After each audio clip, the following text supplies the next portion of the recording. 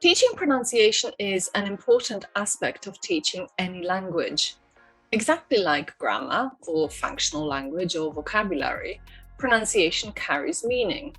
Just think of words with different meanings where the only difference between the words is one sound. Or how where we place stress in a sentence changes the meaning of this sentence, sometimes completely. Or how you can use the same words, but you will sound polite or very rude, depending on the intonation that you use. If we want students to have a whole range of possibilities for expressing meaning, we have to include pronunciation in our teaching from the lowest level. Some features of pronunciation can be picked up with lots of exposure to language.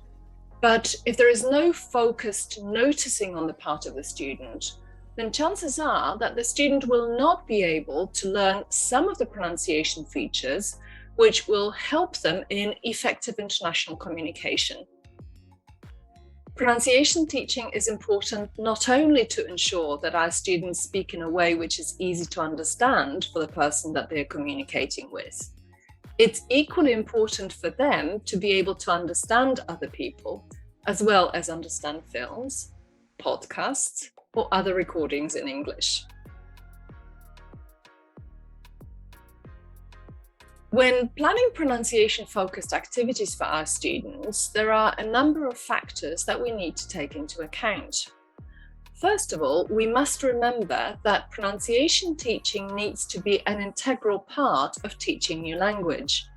And so when you're introducing new vocabulary, don't forget to work on sounds and word or sentence stress.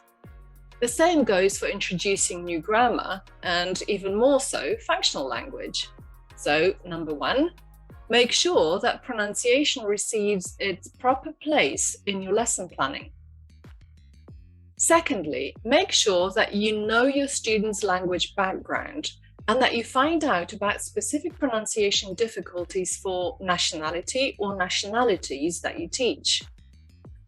Also, don't forget that it's much more productive to shift the focus of pronunciation teaching from using auditory stimuli to using visual stimuli. This way, you will avoid frustration all around when students simply cannot hear differences in intonation patterns or stress patterns or sounds. Pronunciation activities are perfect for disguising grammar, vocabulary, or functional language revision, and the other way around.